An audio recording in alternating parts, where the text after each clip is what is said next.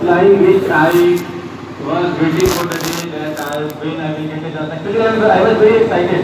So when I will get a chance to convey my line, convey my poem, because if I will not come today or this management will not allow me today, then I will not be able to convey this poem. It will remain forever in my diary, and no one become able to get that, because no one has reached that level in my life up to which today's or this batch has reached. So the lines are here. So all these lines are written in Hindi. So I am going to start it. इन सारी पंक्तियों के शीर्षक अपने school, जब मैं school में आया था उससे, उस समय से लेकर के जब तक मैंने पढ़ाया तब तक का छोटा सा समरी। मैं से भी मैं जब सबसे स्कूल में आया था तो मुझको सबसे अच्छा क्लास, अगर मेरी बातों से अगर कुछ और क्लास के बच्चों को थोड़ा सा तकलीफ हो तो उसके लिए माफी चाहिए। ये बात बिल्कुल क्लियर थी कि सबसे पहले जब मैं स्कूल में आया था तो मुझे सबसे अच्छा जो क्लास लगा था वो क्लास 8 था, जो आज 10 पहुंच चुका है और आज जिनको हम यहाँ से विदा करने वाले हैं।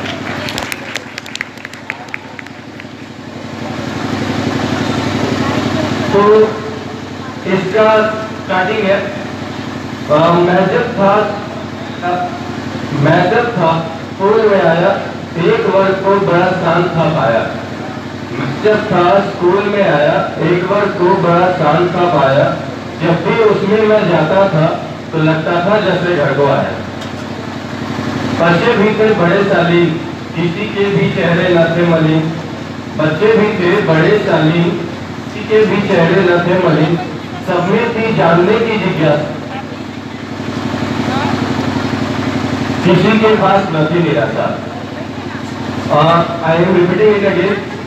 मैं जब था स्कूल में आया, एक वर्ग को बड़ा शांत था पाया। जब भी मैं उसमें जाता था तो लगता था जैसे घर को आया। बच्चे भी थे बड़े शालीन, किसी के भी चेहरे न थे मलिन। सब में थे जानने की जिज्ञासा, किसी के पास न थी निराशा।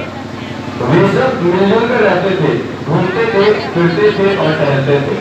वे सब मिलजुल कर रहते थे, घूमते थे, फिरते थे और टहलते थे। पर पता नहीं वो एक दिन कब आया, सब में बड़ा परिवर्तन छाया। तो यहाँ पे वो लाइन है जिसमें हर एक टीचर थोड़ा सा बीच में ये महसूस करता है कि अब हमारे बच्चे में थोड़ा परिवर्तन आ रहा है, अब ये वो नहीं है, हल्का बदल रहा है। तो पर पता नहीं वो एक दिन कब आया, सब में बड़ा परिवर्तन छाया। वो अब बदले बदले से लगते हैं, बात बात पर कर्म से फिसलते हैं। समझाओ उनको मैं जब कुछ भी, पता नहीं क्यों बोलता समझते हैं, पता नहीं क्यों बोलता समझते हैं।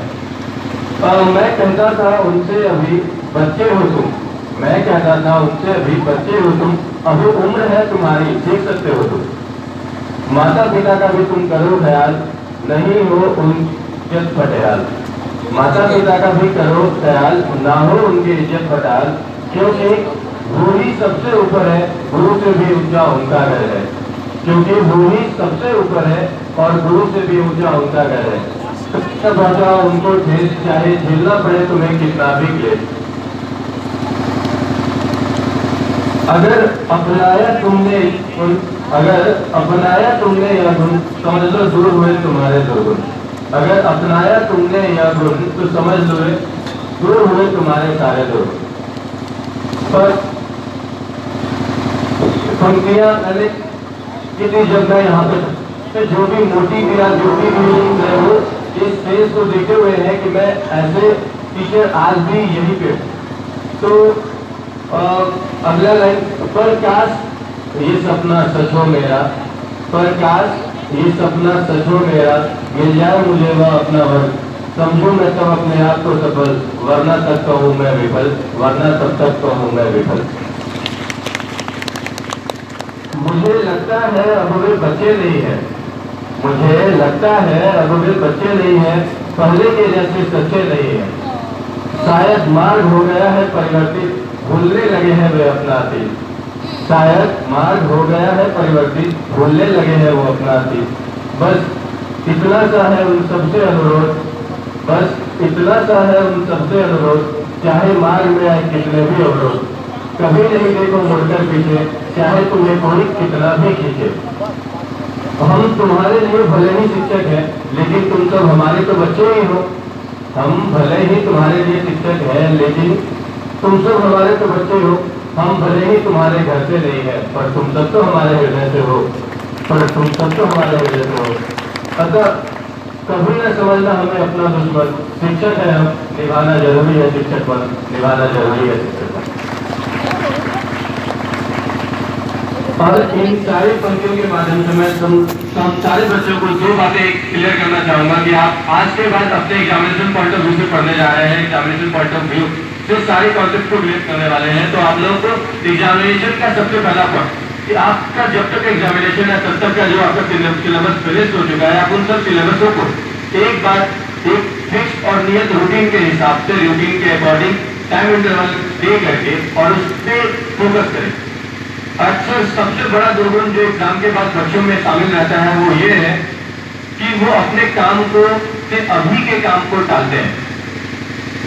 माने या ना माने ये हम लोग भी झेले हैं कि अक्सर आज जो चैप्टर हम लोग को प्रिपेयर करना होता है, हम लोग सोचते चलो कल का टाइम है, कल सुबह उठ के कर लेंगे। कल सुबह होती है, नींद नहीं खुलती, हम लोग को थोड़ा पछतावा होता है, फिर उसके बाद हम लोग निकलते हैं, क्रिकेट खेलते हैं, उसके बाद लौट के आते हैं। फिर वही बात होती है, चलो शाम में थोड़ा सा समय है, सोने के पहले 1 घंटे में कर लेंगे। फिर वही होता है, गलती तो छूट गया, फिर टारगेट बनता है सुबह कर लेंगे। ऐसा करते करते वो दिन बीतते चला जाता है और एग्जाम नजदीक आ जाता है। तो फिर मन में ये भावना आने लगती है कि चलो सारा क्वेश्चन तो इसी चैप्टर से नहीं आएगा, वो आराम डालेंगे। तो इन सबसे बचने का एक ही उपाय है कि आप कम से कम एटलीस्ट आज से तो टालना बंद करें हम लोग। अगर टालना बंद नहीं करेंगे तो फिर आपका जो एग्जाम में जो उम्मीद है आपके टीचर्स को, आपसे, आपके पेरेंट्स को, आपसे, आपके मार्क्स की, उसमें थोड़ी सी कमी आ जाएगी। और उसमें अगर थोड़ी सी कमी आ गई तो समझ लीजिए आपके लिए किया गया सारा मेहनत, सारी उम्मीदों पे पानी फिर जाए। तो आपसे उम्मीद यही है, अनुरोध यही है कि आप आज से टालना बंद करेंगे और आगे के और एग्जामिनेशन के लिए मार्क्स, अच्छे मार्क्स के लिए फोकस करेंगे। और जितनी भी बातें आप लोगों को हमसे पहले आपके शिक्षकों ने बताई, आपके जो गेस्ट लोग आज उपस्थित हुए थे, आदरणीय गेस्ट लोग ने आपको जो बताई, उनकी सारी बातों का आप ध्यान रखेंगे। इतना कहकर के मैं अपनी वाणी को विराम देता हूँ। Thank you.